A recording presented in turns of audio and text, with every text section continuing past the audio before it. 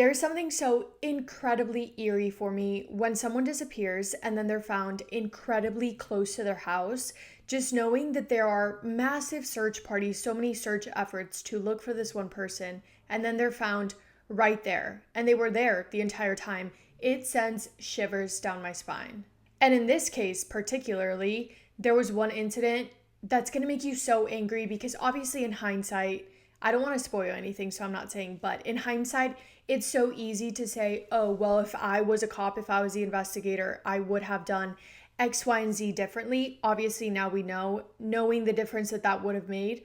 It's just that side of it is so heartbreaking, knowing that if one small detail would have been different, then this little girl would still be alive today.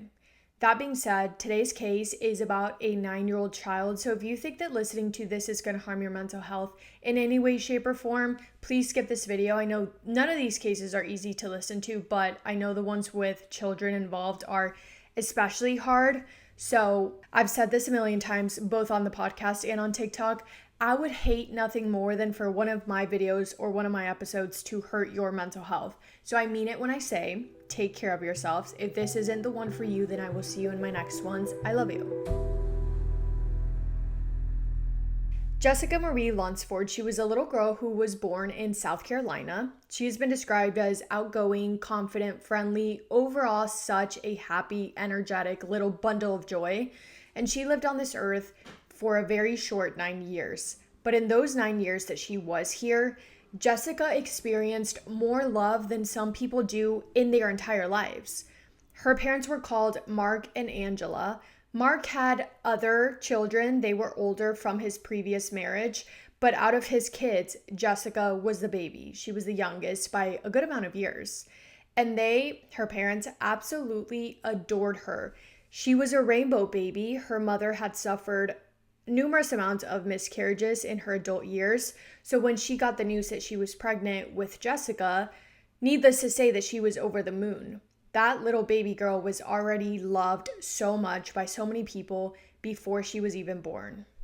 When Jessica was only 1 year old, her parents made the decision to get a divorce, and it was her father who ended up getting custody of her.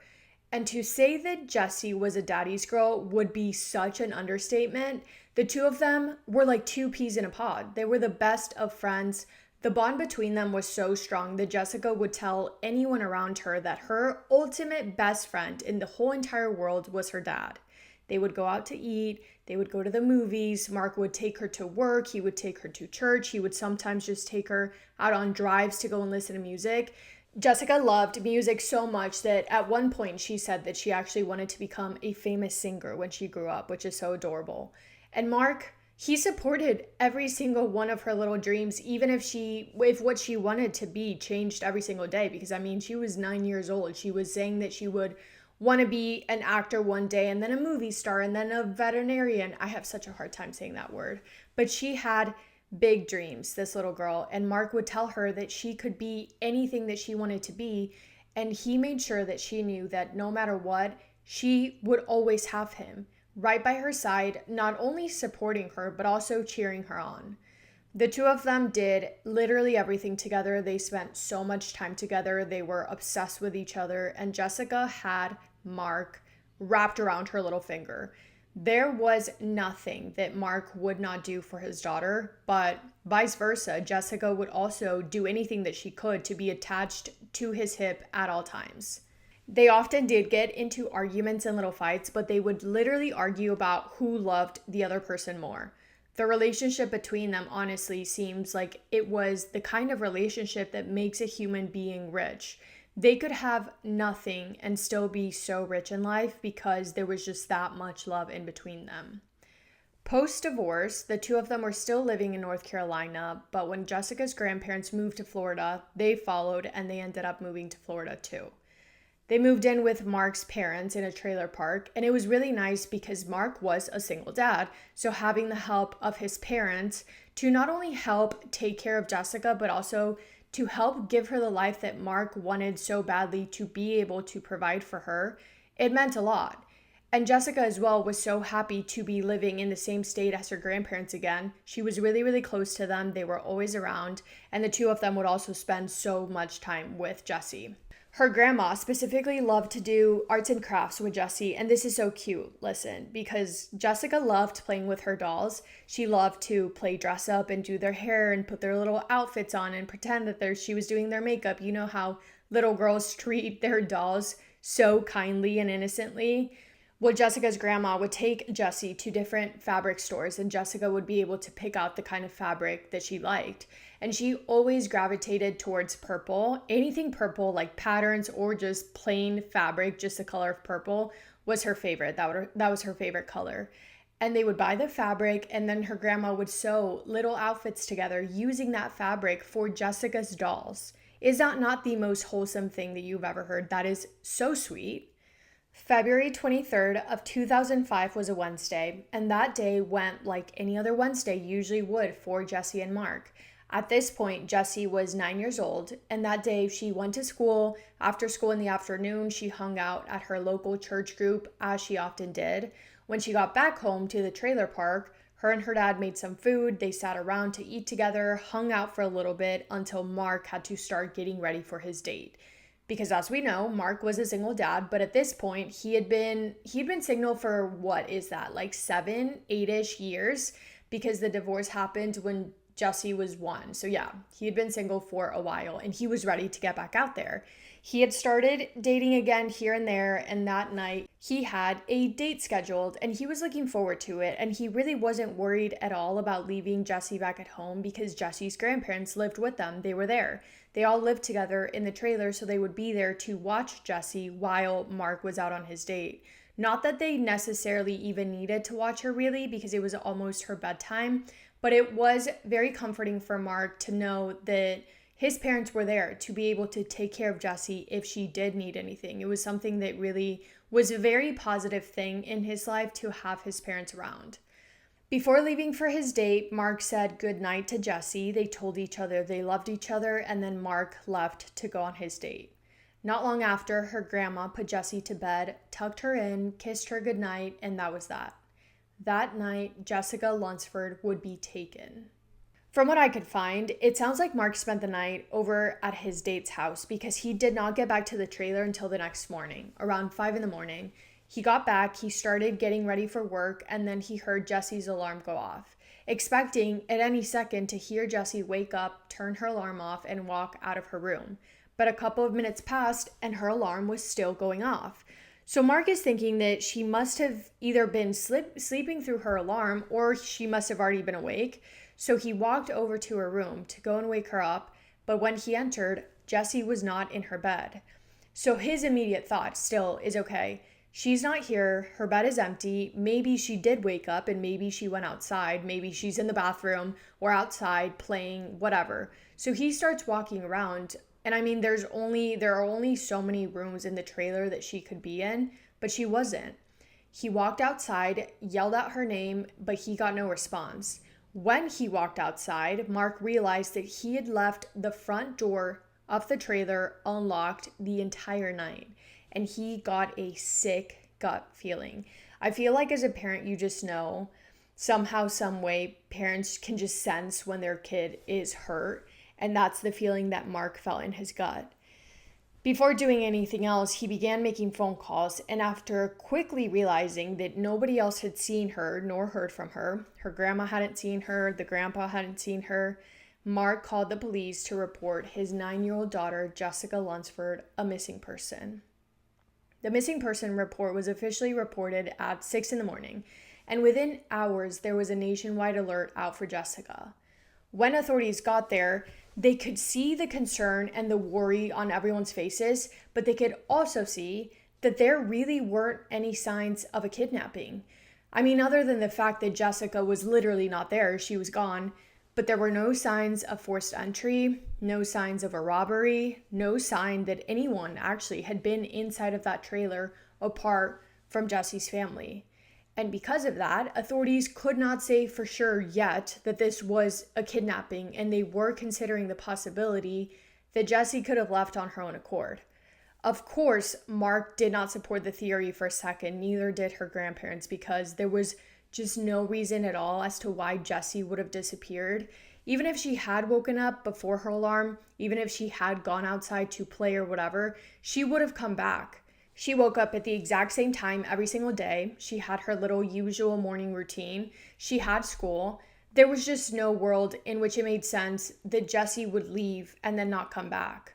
On top of that, yes, she was a very outgoing little girl, but she was that way with the people that she knew and loved and was comfortable with. With strangers or neighbors or people that she just didn't know, she was generally a very, very shy kid. Like, she wasn't the type of kid to see someone out in public and go up to people or just talk to people that she wasn't comfortable with because she got quite anxious. And Jessie was terrified of the dark. Everyone that knew her knew that. And I don't know, so they started looking for her sometime between 5 and 6 in the morning. She was reported missing at 6 in the morning. I don't know if it was dark outside still or if the sun had already come up. But if it was dark, that would then just add another layer as to why Jessie would not have just walked out on her own. So by 6 a.m., she had been reported missing, and by that evening, hundreds of volunteers had gotten together offering to help out where they could. There were search parties spreading out, walking around the area, looking not only for Jessie, but also for any evidence. They talked to neighbors. They also eventually reached out to Jessica's mom, who was still living in North Carolina, wondering if maybe Jessica could have walked out the door and thought that it would be a possibility for her to walk to go see her mom because she was younger and she didn't know any better. And maybe something happened to her on her walk. But nobody could say that they had seen or heard anything. So without having anywhere else to turn to, investigators began looking into Jessica's dad, Mark, and her grandfather, Archie. And this is one of the most frustrating parts of the case, I think, because let me explain. They were intensely interrogating Mark and Archie for hours until those hours turned into a total of 3 days straight. And they had focused all of their attention, zeroed in completely into Mark and Archie, basically accusing them, asking them leading questions about what they knew or what they did. They were using different tools such as lie detector tests, and over the course of those 3 days, they were also using different tactics like playing good cop, bad cop, or trying to gain their trust, but then trying to use what they were saying against them, attempting to try and get them to turn on each other. It makes me so uncomfortable. It was quite brutal, to be honest with you. And I always think about this because if you're innocent and you're being just put yourself in their shoes for a second. Like, even in a different situation, even if, let's just say, your sister is accusing you of stealing her phone charger and you know that you didn't steal it. If you are innocent, you know for a fact that you did not do something, but you are being intensely questioned for days with investigators in your ears saying, you did this, we know you did this, or hinting at the fact, while you're also in the darkest place already because your daughter is missing, your granddaughter is missing, and you're scared and you're worried and you're not sleeping. Like, I always think about how frustrating it must feel to try and get someone to believe you because you can't seem desperate, right? Like, you're trying to get someone to believe you without having any proof, but it's so tricky because you can't get angry and freak out because then they can think that that would mean that you're guilty, but you also can't not act disheveled because then they'll think that you don't care and then they'll think that you're guilty. Like, you can't say too much because that can seem excessive, but you also can't say too little because that can seem concerning. I don't know. I always think about that. It sounds harrowing, and it really was. In the interrogation room, Mark was crying. He was very clearly devastated, but his dad, on the other hand, Jessie's grandpa Archie, he was doing a better job at being able to keep himself composed, keep himself together. But in the eyes of authorities, that only made Archie all that more suspicious. Investigators even at one point allegedly said that they had DNA against Archie, the grandpa, when they did not, attempting to convince Mark to question Archie to try and get him to confess. And this is his father, Mark's father, let's not forget that. His dad that he knows and loves, and his dad who has adored Jessie his entire life. So it goes without saying that Mark was absolutely distraught that him and his dad were being looked at as suspects.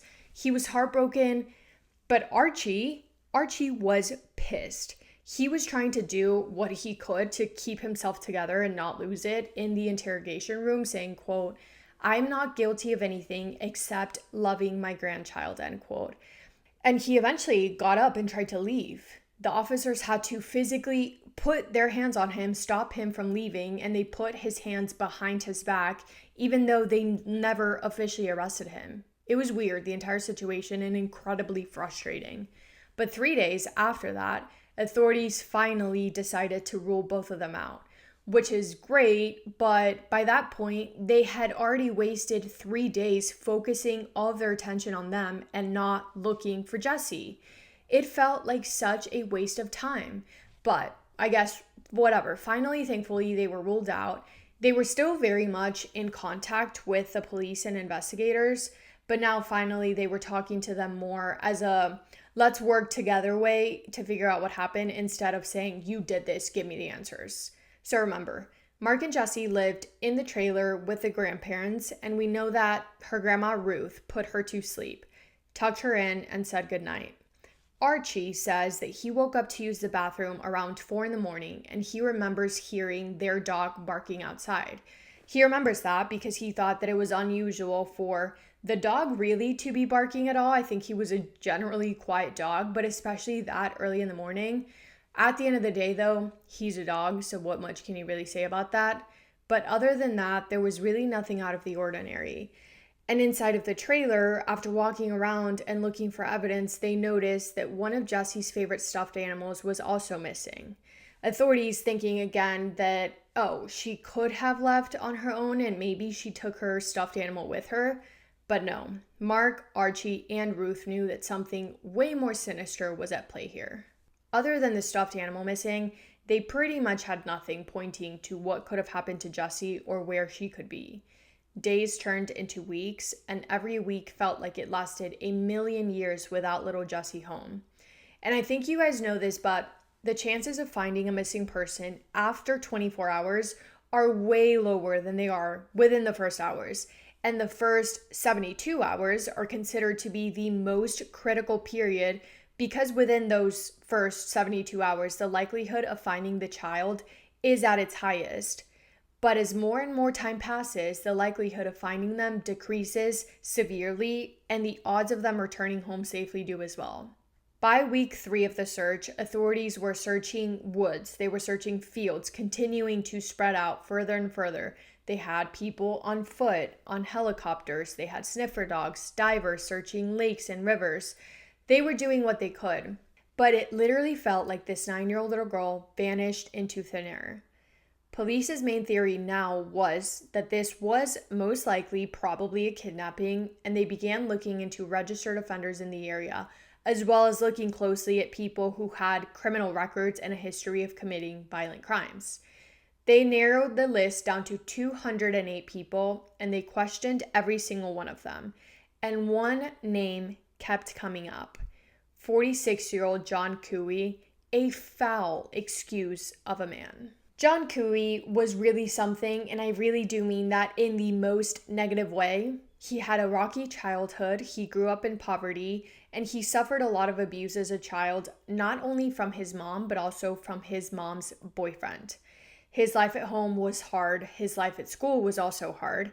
He experienced a lot of bullying, and the path that he was going down from a very young age was not a good one. And it's sad really because a lot of the things that he went through were completely out of his control, but super alarming to say the least. John started committing petty crimes at a pretty young age, started stealing money from different things, but then his crimes escalated. And in his teenage years, John broke into a woman's house and essayed her. In 1991, he essayed a child under the age of 16, and for that, luckily, he was caught. John Cooey was sentenced to 10 years in jail, but he was released after only serving 2. And then he was sent back out into the world where he would just continue committing more crimes. And things from now on, not that they've been good, but they would just continue to go downhill for him. After getting out of jail, he fell completely in the wrong path. He was using substances and drinking all the time and robbing people and breaking into homes. His life was pure and utter chaos. He did have a job at one point, but he was fired from it because of his abnormal behavior. I guess John wrote a letter to a 15-year-old girl that was very weird and very uncomfortable, obviously. And the owner of the restaurant in the restaurant that he worked at was consistently getting reports of John acting weird around young girls. And the people who worked around him, spent time with him, said that he was really strange because he had this gross fascination with girls who were much, much younger than him. So he was let go of his job because of that, and rightfully so. But because he was convicted of SA of a child under the age of 16, that meant that John had to legally register as an offender, and he did so. But the thing about that is that if you are a registered offender, you need to inform police of where you live at all times. It's not an option, like you can't choose not to. You legally are required to tell authorities where you are living and give them your address so they know where you are at all times. And if you move without notifying anyone, then that's considered an offense and you can get arrested for it.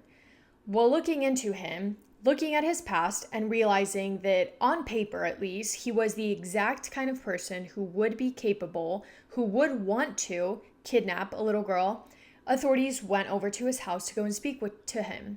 But guess what? John Cooey had moved out. He had moved out and had failed to notify anyone, so he was now in trouble.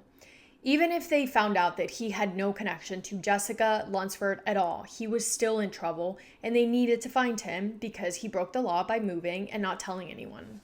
And after poking around, talking to people, talking to neighbors, authorities found out that John had been staying at his sister's house, at his sister's trailer. They talked to his sister. They also found other family members of his, but no one had seen him, or at least that's what they were saying. But luckily, they did figure out where he was living, his sister's trailer. And that trailer was incredibly close to where Jessica lived. I'm talking 0.05 miles close to Jesse's trailer. So now you have this guy with a criminal history, a prior conviction of SA for an underage child, a registered offender, a guy who was known to take a lot of substances and to be just a complete menace to society, really. A guy who has been staying 100 yards away from where Jessica Lunsford lived, and a guy who is now also missing. Red flags, neon red flags, flashing neon red flags. So their next step is to now get a search warrant. Obviously, that takes a little bit of time. So while they're waiting on the search warrant, they dig a little bit deeper and they look at his past, and things look suspicious to say the least. They also discovered more of his petty crimes that included things such as fraud and burglary. So in their heads, authorities now feel confident in saying that this was a kidnapping, right? Everything is pointing to that. But knowing that he also had a history of robberies as well, just thinking through what could have happened, they were also considering the possibility that even if John did not set out to kidnap Jesse, he could have, let's just say, broken in, thinking that Mark was out because he was, maybe not knowing that the grandparents also lived there. Maybe he just thought that Jessica would be alone sleeping, or maybe he just didn't care. But maybe he broke into their trailer with intentions of robbing the place, and maybe Jesse either woke up and saw him, she saw his face, and he couldn't have that, so he took her. Or there is still the possibility they were considering that he had intentionally entered the trailer with full intentions of kidnapping Jesse. Oh, and also his sister, the trailer that John had been living at with his sister, it was not only his sister, it was also her partner, her daughter, and her daughter's boyfriend. So with John, that makes a total of 5 people that were living in that trailer. And every single one of them did substances, meaning that they needed to fund their addiction, which that could make sense that John would break into a trailer, maybe looking for money to rob, looking for cash, to use that to be able to buy more substances for all 5 of them. Who knows? Whatever the case was, they needed to find John Cooey and they needed to talk to him. Guys, I have something so exciting to tell you about. I've been waiting to be able to sit here to tell you guys about this brand that I'm recently obsessed with. Like, I think this obsession is it's going to be a big one for me for sure. But the holidays are coming up, sales are coming up, exciting, fun time of the year. And I have always said that my dad and my fiance are the hardest people to shop for because what do you really buy men? But do you know who else is hard to shop for? Your mother-in-law or your boyfriend's mom. Not because they're a difficult person, but because, at least me personally, I want to be able to give her the best of the best. I don't want to just give her a little gift that she's going to like for a few days and then put away and never see for the rest of her life. I want to give her something that she's going to have and use for years to come and think, oh, Michelle got me this. Best gift ever. And when I think of that, I think of Cozy Earth. Not only do they have pajamas and towels and all the cute cozy stuff, but what I'm obsessed with is their bamboo sheets for a lot of reasons. Biggest one being is that they are designed to last long and to get better over time, which they do. I have had mine for I don't know how long now, but I've washed them so many times and they somehow really do get softer over time. The first time that I tried my sheets, I put them to wash, took a shower, put my little robe on, matching pajamas on, cleaned my entire apartment, lit a candle. You get the vibe. And I laid in my bed. I'm not even kidding you. I slept better that night that I had, I think, in the entire year. And I think a big part of that being is that the sheets are also made to be temperature regulating. So if you are a hot sleeper, they're meant to keep you cool. And if you're a cold sleeper, they're meant to keep you warm. And not all at once, because my fiance, Mitchell, he gets hot at night, but he doesn't want to cuddle. He just wants to be on his side of the bed because he gets hot. I get cold. And the first night after trying out the sheets, I was like, how did you sleep? He asked me how I slept. We both slept the best that we had in such a long time. And I'm about to tell you a fact that's going to scare you. If you didn't already know, you spend 1/3 of your life asleep. Isn't that crazy to think about? 1/3 of your whole entire life you spend sleeping in your bed. So I think that it makes so much sense to spend money to have the highest quality of sleep that you can. Not only does it look good, it feels good, and it's gonna last you for literal years. Something else that I love about Cozy Earth is that they have a 100-night sleep trial. So they will send you the sheets, which, by the way, the packaging that it comes with feels so luxe, but they will send them to you. You can try them out for 100 nights, and if you don't love them, you can return them hassle-free. But I don't know that they've had anyone return the sheets because everyone that I have personally talked about genuinely falls in love with them. And after getting mine and using them for a while, I can totally see why. Black Friday has come early at Cozy Earth. Right now, you can stack my code WISH, WISH, on top of their site-wide sales, giving you guys up to 40% off in savings.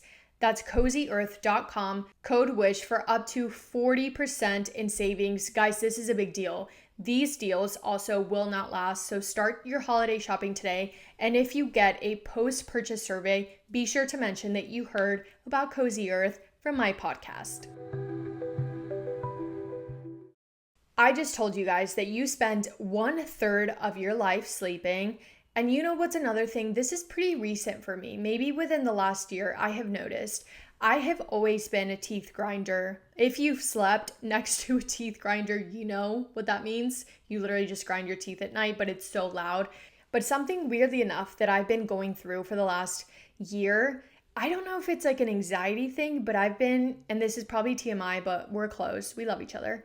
I've been like biting the inside of my lips when I get anxious. I don't know why. And I've noticed that I do it mostly when I'm researching a case. I'm in the middle. I'm like, I enter the flow state and I'm like biting the inside of my lips. I don't know. I think it's just an anxious tendency, but it hurts my lips. Even when I go to brush my teeth, I don't know if I should be sharing these kind of details with you guys, but even when I go to brush my teeth, I'm like, oh, the inside of my lips hurt. And up until a year ago when this started, I had never considered using a night guard because I just kind of thought like, I don't know, I don't need one. I also didn't want to spend the money and the hassle and driving to the dentist appointment, spending $1 million on a night guard and sitting there and then having to wait however long for the night guard to be shipped by my house. It just always seemed like too much and I didn't want to do it.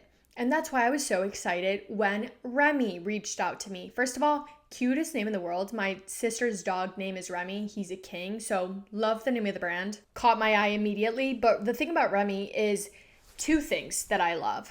One is that you can do everything from the convenience of your own home, which is so nice. We live in a world where you can do anything you need to from the inside of your house. And that's what Remy wanted to be able to offer to make it as convenient for you as possible. And it is the easiest process in the world because you get your Remy impression kit shipped to your door. There's a step-by-step guide on how to do the impressions. So easy, I did it myself. They will take your impressions to get your custom fit guard for yourself, and then they'll ship it right to your door. I cannot express how easy it is. It's so convenient, way more convenient than having to drive to your dentist office. Also, 80% less price-wise. The more and more I grow up, I realize how awesome it actually is to take care of yourselves. So whether you have anxious tendencies and you bite the inside of your cheeks like I do, or whether you're like my little sister who grinds her teeth at night, try Remy out. I'm being so serious. It's so convenient. It's so easy. And I guarantee that you guys will love them. And for the holiday season, Remy is gifting their customers with their 2-in-1 foam that both cleans your night guard and whitens your teeth for free when you order a night guard between now and December 24th. Go to shopremy.com/wish and use the code WISH to receive 55% off your new night guard plus a free foam gift. That's shopremy.com/wish for 55% off a night guard plus free gift using code WISH. Thank you so much, Remy, for sponsoring this episode. 9-year-old Jessica Lunsford disappeared on February 23rd of 2005. By March 18th, so 23 days after her disappearance, authorities got the search warrant back for John's house. Well, not his house, his sister's house, the trailer he was staying in. And in conducting the search, inside of a bedroom, on a mattress, they found a stain, a blood stain. And John's sister admitted that that bed, that mattress, was John's. Very, very suspicious, and it feels like everything that they do have so far, which isn't much, but everything that they do have is pointing directly at John Cooey. After talking to John's sister Dorothy some more, they started to try and put a timeline together of events of what could have happened / where John was the night of Jesse's disappearance. And not to say that she's a very trustworthy person, but they still cannot find John, so all they can do for now is talk to Dorothy. And she tells them that the night of February 23rd, they had all been hanging out, drinking, using substances, having their own little party up until around 1 a.m. when they decided to call it a night. So according to her, what she knew, or what she was saying that she knew, was that John went to bed at 1 a.m. Authorities believe that Jesse was kidnapped at some point between 2 and 5 a.m. So even though it's a pretty big timeline, it still does add up that John could be the guy that they're looking for. So they then decide to loop in the public, and they put John Cooey's face out to the public, as well as his name, as well as his face. They put out a picture of him in relation to Jesse's case, asking the public to come forward with all and any information that could be helpful. And guess what? They did get a call. A woman called in, but she was from Georgia. And remember, Jesse and Mark and John lived in Florida, so it was weird that a woman from Georgia, 400 miles away, was calling about John Cooey, but she was. And she told investigators that she worked at a homeless shelter there, and she had just checked in a man that she thought was John, or at the very, very least, a man that looked exactly like him. And with that, Florida officers got in contact with Georgia officers, looping them in on the situation to try and get their help to find John and arrest him. Now, obviously, they suspected him in connection to Jesse's abduction case, but completely separate from that, they still had a leg to stand on when it came to his arrest. Sometimes in these cases, when they suspect someone, they have to wait and gather up enough evidence to be able to, one, arrest someone, but two, to be able to keep them in custody. But in this case, John was already in trouble because he was a registered offender and he had not notified anyone that he had moved and changed addresses. So there was more than enough for authorities to be able to arrest him. And it turns out that the man the woman in Georgia saw was John Cooey. So police went in, arrested him, and brought him in for questioning. By that point, investigators from Florida had also made the trip to Georgia to be there when John was questioned. And when they sat him down, they asked him if he knew who Jessica Lunsford was. And John claimed that he had absolutely no idea who Jessie was, because how convenient is that? They showed him a picture of Jessie, and he said that he had never seen her before in his life. So he's denying everything, but investigators are not having it. They're not being patient with this guy whatsoever. They tell him that they know that he is something to hide, and they say that they know that he had been staying at his sister's trailer 100 yards away from Jessie's trailer. They tell him that they've already spoken to his sister and that they know about his criminal history. They are not treating this interrogation lightly by any means. They're just completely grilling him to try and get him to confess, because they really felt in their gut that they had the right guy. They knew that they were on the right track, and they just wanted him to finally confess. And you can find the transcript of his questioning, of his interrogation online, by the way. And even from just reading the conversation, not listening to it, but reading it, you can feel how uncomfortable and tense it must have been in that room. John kept saying, "I don't know her, man. I don't know her. I don't have her. I didn't take her."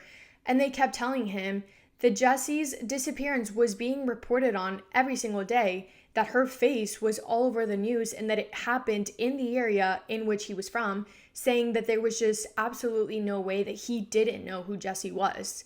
And then John admits that he does know who she is, but he says that he only does because of what he's seen on the news. He said that he saw her picture on the news, but that's about the extent of what information he had, was anything that was being reported on TV.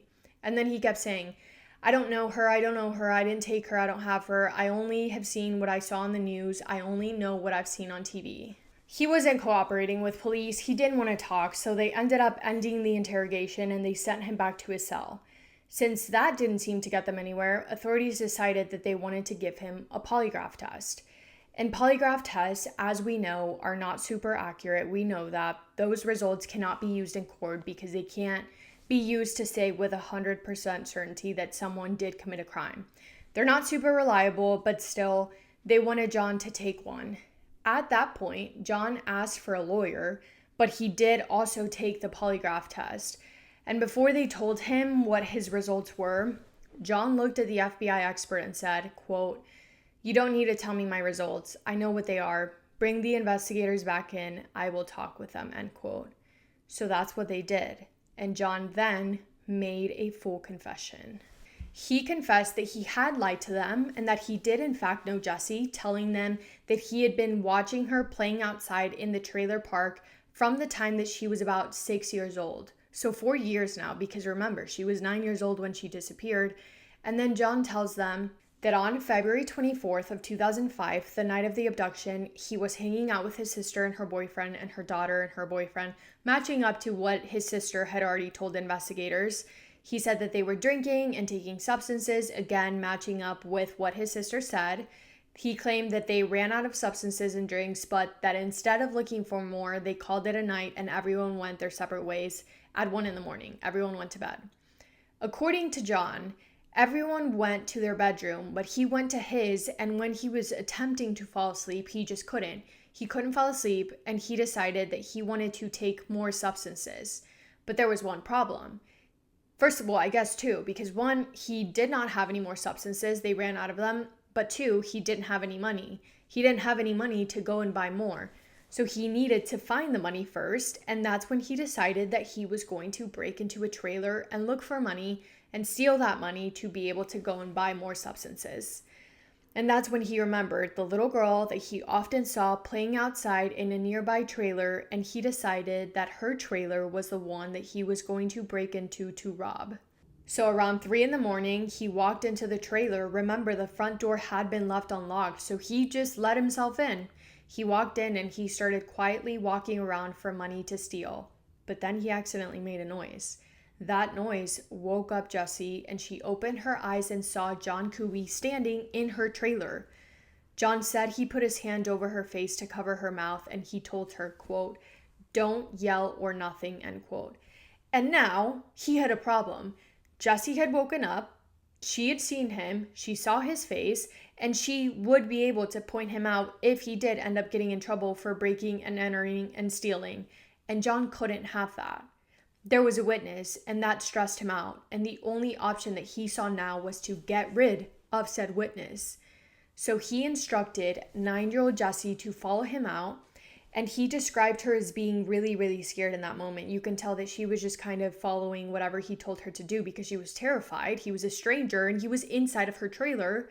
He said that Jessie was visibly terrified, visibly nervous, and that as they were walking out, she asked him if she could please take her favorite stuffed animal with her, and he said yes, which we know is true because remember, the stuffed animal was the one thing that we know was missing from her trailer. So he broke in to steal, didn't even end up stealing any cash, stole a human little girl instead. John said Jessie grabbed her stuffed animal, the dolphin, held it very tightly in her arms, hugging it against her, and then they walked out of Jessie's trailer and made the short walk over to John's sister's trailer. He said he broke into the trailer, his own trailer, through the window. I assume because he had a little girl with him and he didn't want to see anyone. He didn't want anyone to see him walking in with this little girl, so he entered into his bedroom through the window. And he confessed that that night was the first time that he essayed 9-year-old Jessica. And the next morning, he essayed her again. After he was done, he shoved Jessica in his closet and told her to stay there while he left for the day because he had to go to work. But we know that he didn't have a job. He literally was unemployed, so I'm not sure exactly what he was doing. But point being, he left her inside of his closet, leaving the TV on in the bedroom, apparently to give Jessica something to listen to. But in my opinion, he probably just left the TV on with the volume on high to cover up the sounds if Jessie did make any sounds. So he left, quote unquote, for work. By the time that he got back, he started to debate what he was going to do with her, trying to think of what his next steps were going to be. Was he going to keep her? Was he going to let her go? Was it too late? Not only because she had seen him, not only because he had broken into her home and she had seen that, but now he had also essayed her and kidnapped her. And John made the decision that it was too late, that he had done way too much damage and that letting her go would be way too risky. So he had to figure out how he was going to get rid of her. For the next 3 days, 46-year-old John Cooey essayed 9-year-old Jessie. According to him, which is so sad, Jessie would put up a fight and she would try and fight him off of her. Obviously, he was about 100 times bigger than her, and he said that no matter what, he, quote, always got his way. And this part makes me sick to my stomach because remember towards the beginning of the investigation, when detectives first started looking into the registered offenders in the area, and when they narrowed it down to around 208 people, when they were doing that, they were obviously going around questioning every single person who was on the offender list, meaning John Cooey. And they had stopped at his trailer before they suspected him and officially named him a person of interest. They had stopped by his trailer, and even though they didn't have a search warrant, they did enter and they did do a loop around. And they peeked in the exact same room that Jessica was in. They literally walked into the room that Jessica was being hid in, and they took a quick look around, but they did not look inside of the closet.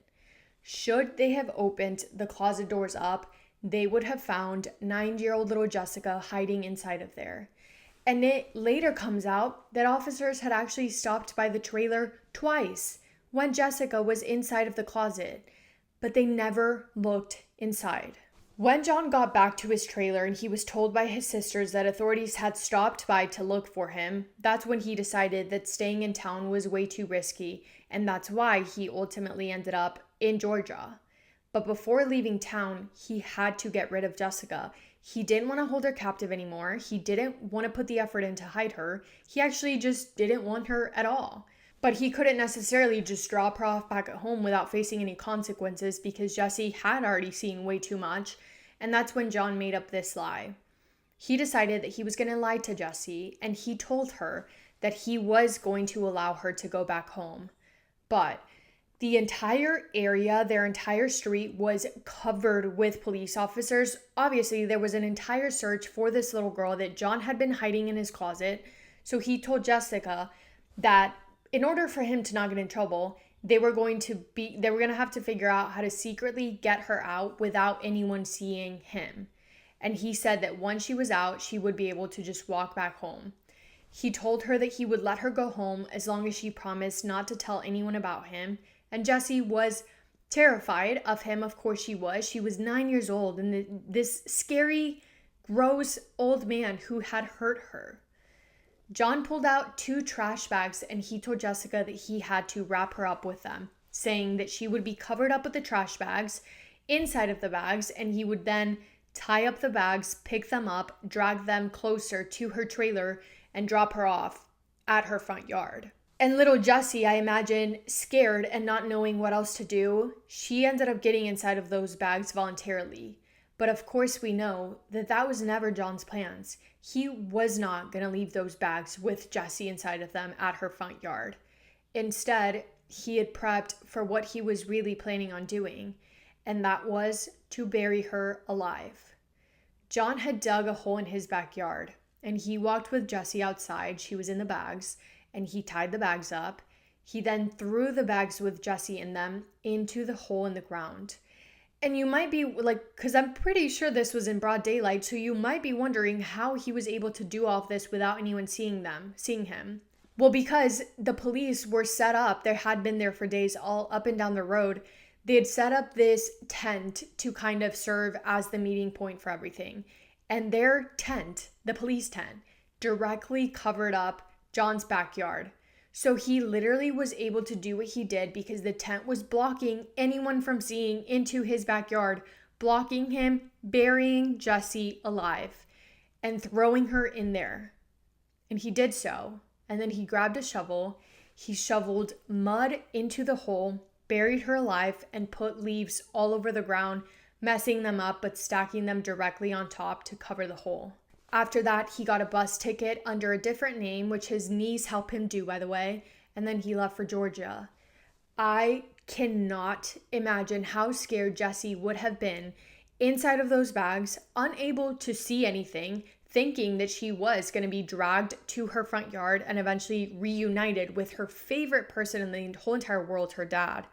But instead then feeling the drop of him dropping her inside of that hole in the ground when he threw the bags in the hole, and knowing that she was likely listening to him shoveling the dirt, it makes me sick.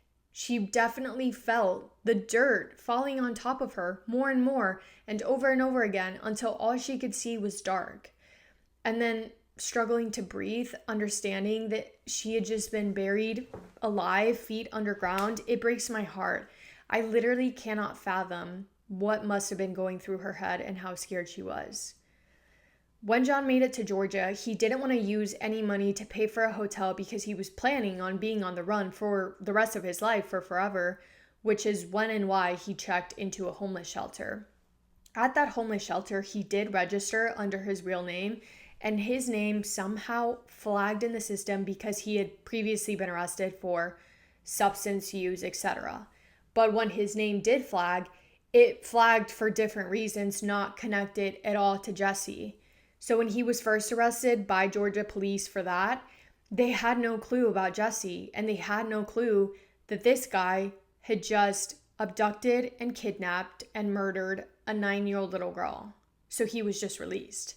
But that scared John. He was so on edge and scared of being caught that after that, he ended up traveling another 2 hours to a different part of Georgia, checked into a different homeless shelter there, which is when that woman recognized him and called the police. That was the lengthy, horrible, sinister confession that John Cooley gave authorities sitting in that room at the police station, and he told them exactly where to find Jessie's body. Just after midnight that night, cops headed over to the area and they went to dig up Jessie. She was found exactly where John said that she would be. Her wrists were tied together. And this is heartbreaking, but Jessie was found with 2 of her little fingers held up and poking out of the bag. She had poked 2 fingers through the bags before suffocating to death, and her little fingers had skeletonized in that position. Because of that, authorities believe that until she could not anymore, she had been fighting and trying to escape. Her one little hand was found poking those holes through the bag, and her other hand was found holding on to the stuffed dolphin close to her chest. Jesse's body was severely decomposed, so much so that the autopsy was difficult to conclude. But her cause of death was ultimately listed as suffocation, and it's estimated that it would have taken around 3 minutes for Jesse to suffocate. John Cooey was charged with capital murder, kidnapping, burglary, and sexual battery. He was also put on unaliving watch because of certain comments that he made that suggested that he was planning on hurting himself.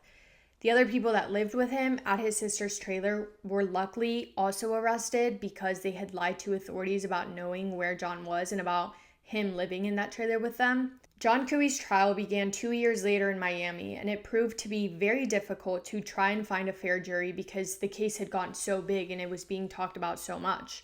But get this. Remember how I said that John asked for a lawyer before he agreed to take the polygraph test? Okay, so he took it, and then he said, don't even tell me the results, just bring the investigators back in, I will tell them everything. And that's what they did, and that's when he gave his confession. Well, because he had asked for a lawyer right before confessing and gave the confession without a lawyer present, his incredibly detailed, damning confession was ruled to be inadmissible in court. Does that not make you want to throw up? His lawyer argued that it was an unfair interrogation and that it should not be allowed to be used in court. Luckily, however, they had recovered Jesse's body, and because of the recovery of her body and further evidence that was collected after the confession, as well as other incriminating statements allegedly made by Cooey, on top of DNA evidence and the blood stain that was found on his mattress, the prosecution thankfully still had more than enough to be able to prove his guilt. And on August 24th of 2007, John Cooey was sentenced to death, in addition to 3 consecutive life sentences.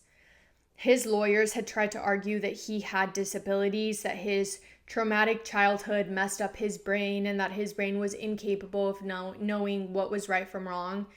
Regardless, John ended up passing away before his execution date. He passed away September 30th of 2009. Jesse's dad, Mark, not even going to mention how upset he was because his entire world shattered. He was devastated, doesn't even begin to describe it. But he was also incredibly infuriated with everything. One of the biggest reasons being because John was a registered offender and he had been previously let out of jail early for his prior conviction. If only 1, he had not been let out, or 2, he had been accounted for and watched and arrested for changing addresses without notifying authorities when he was supposed to, like he should have been. If tabs were being kept on him, then this would have never happened, and Jessie would still be alive. Her family and her loved ones were devastated, and they very much felt like law enforcement had not only disappointed them, but also fully let them down. Jesse's dad, Mark, became an activist and campaigned for a law, Jessica's Law. Jessica's Law is designed to protect potential victims and reduce an offender's ability to reoffend, which is why now people in the area must be notified if an offender moves nearby. From the day that he lost Jesse, Mark has continued to do everything in his power to keep Jesse's memory alive. And since 2006, 46 states have enacted Jessica's Law. There's an amazing documentary, it's called Jesse's Dad, that he made. Highly recommend, definitely go watch it so you can kind of see directly from his point of view, which I think is the most important, how he felt throughout this entire case. So recommend it. That is all I have for you guys today. Thank you so much for spending time with me today, for listening to Jessica's story. Hope you guys are having the best day. If not, go do something to make the best day. Make somebody happy, and I will see you in my next video. Also, if you haven't already, and if you want to do so, please leave me a review for the podcast. It honestly means the world. I love reading through the reviews. Love the happy, sweet ones. Also really love and appreciate the feedback because it really does help me. So thank you guys for listening. Thank you guys for coming back here every single week. It really means so much to me. You guys have no idea. And I love you all so, so much. Massive kiss on the forehead to every single one of you.